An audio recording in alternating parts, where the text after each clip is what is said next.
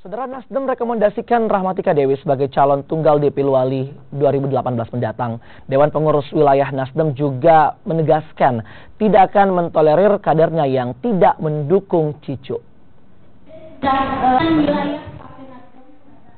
Anggota DPRD Provinsi Sulawesi Selatan, Muslim Salam, memastikan dukungan suara dari kader Partai Nasdem di Pilwali Makassar untuk Rahmatika Dewi. Dukungan ini sesuai dengan rekomendasi dari DPP Pusat yang menunjuk Rahmatika Dewi sebagai balon atau bakal calon wali kota tunggal dari Partai Nasdem.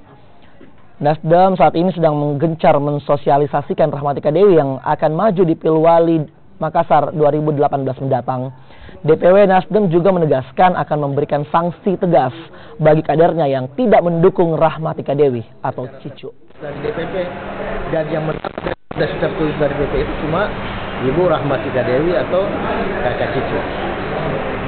Yang lain terpecah, Kak? Ya? Kalau misalnya maju Ibu Indira tidak khawatir Nasdem? Saya kira begini, tidak terpecah. Tidak akan terpecah karena